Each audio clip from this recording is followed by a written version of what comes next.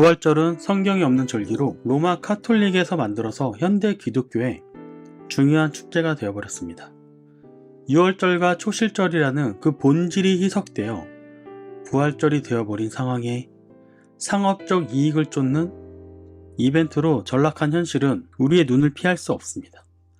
성경적 의미와는 아무런 상관이 없는 토끼와 달걀, 상업화된 선물들은 야후슈아님의 부활이 가진 깊은 의미를 가려놓고 오로지 물질적인 만족만을 쫓게 만듭니다.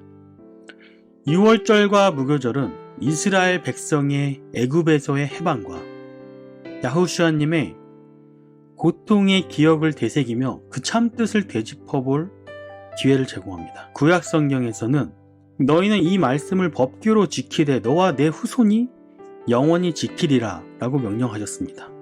이처럼 유월절은 성경 속 이스라엘 백성이 애굽의 노예 생활에서 벗어나 자유를 찾는 이야기를 담고 있으며 이를 기리기 위한 절기입니다.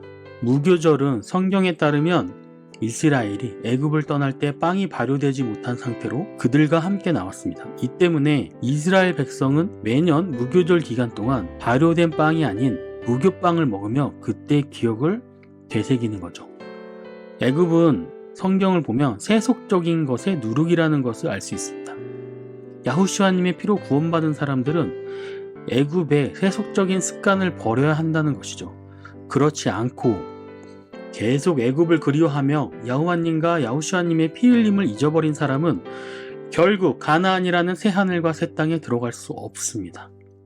유월절은 야후슈아님의 피 흘림으로 우리의 죄를 용서해준 날입니다. 야후슈아님은 십자가에서 고통받으시며 자신의 목숨을 바침으로써 우리를 죄에서 구원해 주셨습니다.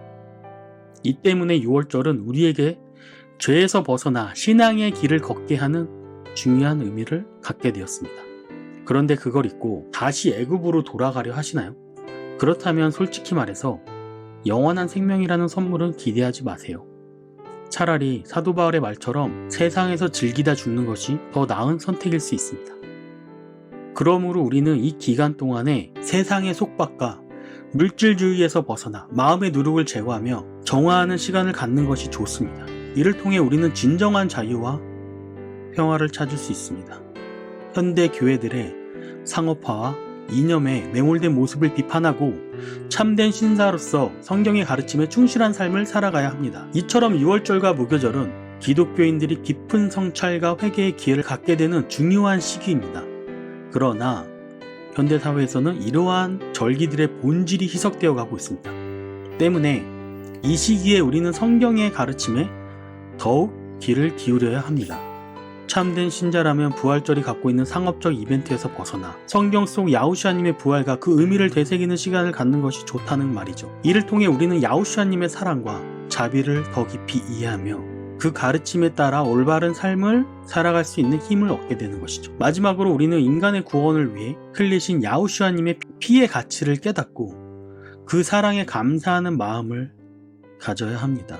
그리하여 희생이신 야후슈아님의 가르침을 따르며 처음 사랑을 잊지 않는 기독교인이 되어야 할 것입니다. 그런 의미에서 성경의 절기는 야후슈아님의 희생을, 사랑을, 그리고 심판하시는 무서움을 잊지 말라는 의미에서 성도들에게 항상 기억되어야 합니다. 십계명의 안식일 지키라고 하신 이유가 있는 것이죠. 그것은 아버지를 사랑한다는 것을 증명하는 길이기 때문입니다. 여러분들도 야후슈아님과 야후와님을 잊고 사시나요? 이번 절기를 계기로 다시 한번 우리를 창조하신 분들에게 되돌아가는 날이 되셨으면 합니다. 아버지께서는 탕자와 같은 우리들을 언제든지 용서하실 준비가 되셨답니다. 그럼 이번 한 주간 무교절을 되새기며 초실절을 되새기고 유월절을 되새기면서 야후슈아님의 희생을 기억하고 아버지의 그 놀라운 계획을 다시 한번 깨닫는 그런 시간이 되셨으면 좋겠습니다. 감사합니다. 다음에 또 영상으로 찾아뵙겠습니다.